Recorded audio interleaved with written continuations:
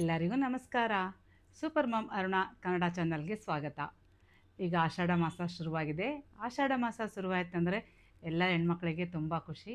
ಅದರಲ್ಲಿ ಹೊಸದಾಗಿ ಮದುವೆ ಆಗಿರೋರಿಗಂತೂ ತುಂಬಾ ಖುಷಿ. ಯಾಕಂದರೆ ತವ್ರ ಮನೆಗೆ ಹೋಗ್ಬೋದು, ಮೆಹಂದಿ ಹಾಕ್ಕೊಳ್ಬೋದು. ನೆಕ್ಸ್ಟ್ ಬರೋದೇ ಶ್ರಾವಣ ಮಾಸ. ಅದರಲ್ಲಿ ಹಬ್ಬಗಳ ಸುರಿಮಳೆ ಅಂತಲೇ ಹೇಳ್ಬೋದು. ನಾಗರ ಪಂಚಮಿ, ನಾಗರ ಚೌತಿಲಿಂದ ಹಿಡಿದು ವರಮಹಾಲಕ್ಷ್ಮಿ ಹಬ್ಬ, ಮಂಗಳಗೌರಿ ಪೂಜೆ, ರಾಖಿ ಹುಣ್ಣಿಮೆ ಅಂದರೆ ರಾಖಿ ಕಟ್ತೀವಲ್ಲ ಅದು, ಕೃಷ್ಣಾಷ್ಟಮಿ, ಹೀಗೆ ಸಾಕಷ್ಟು ಹಬ್ಬಗಳನ್ನು ತಗೊಂಡೇ ಬರುತ್ತಲ್ಲ.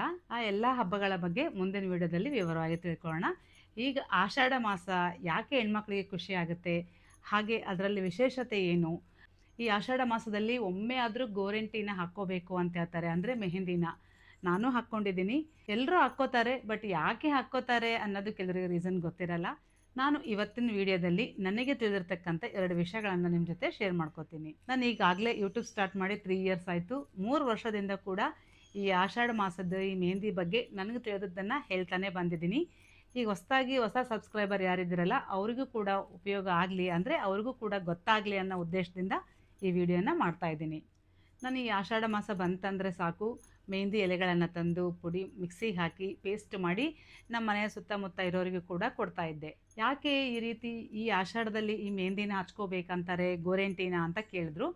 ಅವಾಗ ಅವ್ರಿಗೆ ಹೇಳಿದೆ, ಒಂದು ವಿಡಿಯೋ ಮಾಡಿದರೆ ಎಲ್ಲರಿಗೂ ಗೊತ್ತಾಗುತ್ತಲ್ಲ ಅನ್ನೋ ಉದ್ದೇಶದಿಂದ ಈ ವಿಡಿಯೋ ಮಾಡ್ತಾಯಿದ್ದೀನಿ. ಇನ್ನೊಂದು ಏನಪ್ಪ ಇದಕ್ಕೆ ಅಂತಂದರೆ, ಈ ಆಷಾಢ ಮಾಸದಲ್ಲಿ ಯಾರಾದರೂ ಈ ಗೋರಂಟಿ ಎಲೆಗಳನ್ನು ತಂದು ಪೇಸ್ಟ್ ಮಾಡಿ ಅದಕ್ಕೆ ಪೂಜೆ ಮಾಡಿ ಒಂದು 5 ಜನರಿಗೆ ಮುತ್ತೈದವರಿಗೆ ಕೊಡೋದ್ರಿಂದ ಕೂಡ ಅವರಿಗೆ ಕಂಕಣ ಭಾಗ್ಯ ಕೂಡಿ ಬರುತ್ತೆ ಅಂತ ಕೂಡ ಹೇಳ್ತಾರೆ. ಹಿಂದೆ ತ್ರೇತಾಯುಗದಲ್ಲಿ ರಾಮಾಯಣ ನಡೆದದ್ದು ಎಲ್ಲರಿಗೂ ಗೊತ್ತೇ ಇದೆ ಅಲ್ಲ. ರಾವಣ ಬಂದು ಸೀತೆಯನ್ನು ಅಪಹರಿಸಿಕೊಂಡು ಹೋಗಿ ಲಂಕದಲ್ಲಿಡ್ತಾನೆ, ಅಲ್ಲಿ ಅಶೋಕವನದಲ್ಲಿಡ್ತಾನೆ. ರಾವಣ ಪ್ರತಿದಿನ ಬಂದು ಆಕೆಗೆ ಕಿರುಕುಳ ಕೊಡ್ತಾ ಇರ್ತಾನೆ, ಅಂದರೆ ಮಾತಿನಿಂದ ಹಿಂಸೆ ಮಾಡ್ತಾ ಇರ್ತಾನೆ. ರಾವಣ ಬಂದು ಹೋದು ಪ್ರತಿ ಸಾರಿ ಕೂಡ ಆಕೆಗೆ ತುಂಬ ನೋವಾಗ್ತಾ ಇರುತ್ತೆ, ತುಂಬ ದುಃಖ ಆಗ್ತಾ ಇರುತ್ತೆ, ಅಳ್ತಾ ಇರ್ತಾಳೆ. ಅದು ಯಾರ ಜೊತೆಗೆ ಶೇರ್ ಮಾಡ್ಕೋಬೇಕನ್ನೋದೇ ಆಕೆಗೆ ಗೊತ್ತಾಗಿಲ್ಲ, ಅಳ್ತಾ ಇರ್ತಾಳ. ಆ ಅಶೋಕವನದಲ್ಲಿ ಪಕ್ಕದಲ್ಲಿ ಒಂದು ಗಿಡ ಇರುತ್ತೆ, ಆ ಗಿಡಕ್ಕೆ ತನ್ನ ದುಃಖನೆಲ್ಲ ಹೇಳಿ ಅಳ್ತಾ ಇರ್ತಾಳೆ. ಅತ್ತ ಮೇಲೆ ಸಮಾಧಾನ ಆಗುತ್ತೆ. ನಮಗೆ ಆದರೂ ಕೂಡ ಅಷ್ಟೇ ಅಲ್ರಿ, ಏನಾನೋ ದುಃಖ ಆಯಿತು, ಕಷ್ಟ ಬಂತಂದರೆ ಜೋರಾಗಿ ಹತ್ತು ಬಿಡ್ತೀವಿ.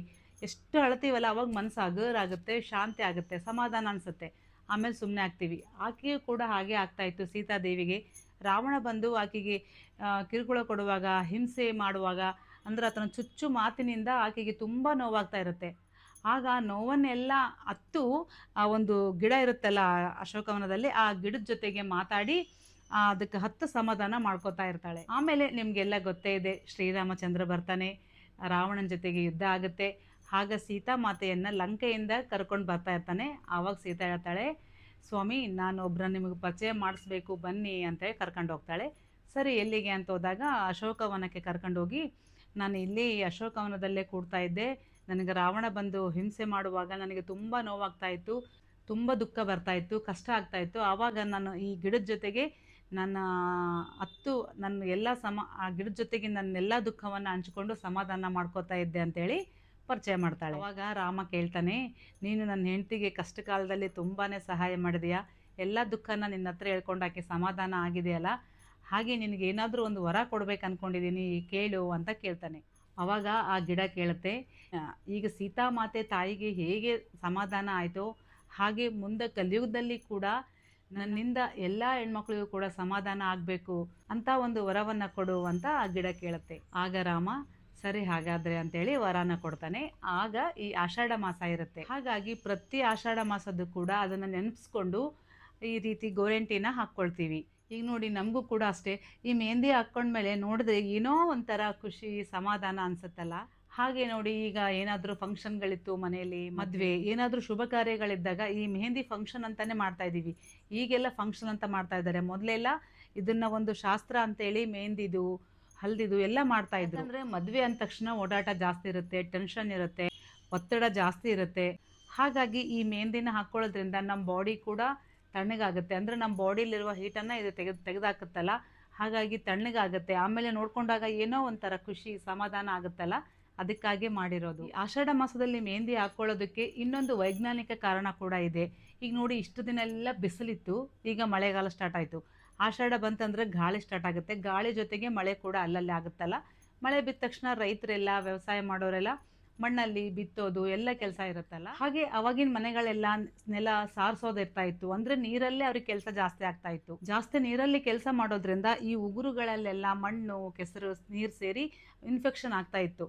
ಅದಾಗಬಾರ್ದು ಅಂತೇಳಿ ಮೆಹಂದಿ ಎಲೆಗಳಿಂದ ಉಗುರುಗಳಿಗೆ ಹಚ್ಚೋದ್ರಿಂದ ಉಗುರಿಗೆ ಆಗುವ ಇನ್ಫೆಕ್ಷನ್ಸ್ ಕಡಿಮೆ ಆಗುತ್ತಂತೆ. ಈ ಹವಾಮಾನದಲ್ಲಿ ಉಷ್ಣತೆ ತಂಪು ಏರುಪೇರಾದಾಗ ಅದನ್ನ ನಮ್ಮ ಬಾಡಿ ತಡ್ಕೋಬೇಕಲ್ಲ, ಆಗ ಈ ರೀತಿ ಮೆಹಂದಿನ ತಲೆಗೆ ಕಾಲಿಗೆ ಅಂಗಾಲಿಗೆ ಎಲ್ಲ ಹಚ್ಚೋದ್ರಿಂದ ಕೂಡ ಬಾಡಿ ತಣ್ಣಗನೂ ಆಗುತ್ತೆ, ತಂಪಾಗುತ್ತೆ.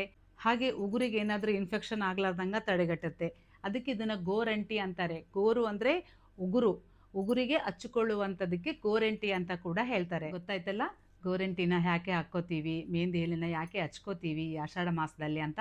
ಇದಕ್ಕೆ ಇನ್ನೊಂದು ಆಧ್ಯಾತ್ಮಿಕ ಸ್ಟೋರಿ ಇದೆ, ಅದು ಮುಂದಿನ ವಿಡಿಯೋದಲ್ಲಿ ಹೇಳ್ತೀನಿ. ಪಾರ್ವತಿ ದೇವಿಗೆ ಸಂಬಂಧಪಟ್ಟ ಹಾಗೆ ನಾವು ಈ ಅಂಗೈಯಲ್ಲೇ ಜಾಸ್ತಿ ಹಚ್ಕೋಬೇಕು, ಅಂಗಾಲಿಗೆ ಜಾಸ್ತಿ ಹಚ್ಕೋಬೇಕಂತ ಹೇಳ್ತೀವಲ್ಲ, ಇದಕ್ಕೂ ಕೂಡ ಒಂದು ಸೈಂಟಿಫಿಕ್ ರೀಸನ್ ಇದೆ. ಪಾರ್ವತಿ ದೇವಿಯ ಕಥೆ ಜೊತೆಗೆ ಅದನ್ನು ಕೂಡ ಮುಂದಿನ ವಿಡಿಯೋದಲ್ಲಿ ನಿಮ್ಮ ಜೊತೆ ಶೇರ್ ಮಾಡ್ತೀನಿ. ಈ ವಿಡಿಯೋ ಇಷ್ಟ ಆಗಿತ್ತಂದ್ರೆ ಖಂಡಿತ ಲೈಕ್ ಮಾಡಿ, ಹಾಗೆ 4 ಜನರಿಗೆ ಶೇರ್ ಮಾಡಿ. ಈಗ ಪಕ್ಕದಲ್ಲೇ ಹೈಪ್ ಅಂತ ಒಂದು ಆಪ್ಷನ್ ಕೂಡ ಬಂದಿದೆ, ಹೈಪ್ ಕೂಡ ಮಾಡಿ.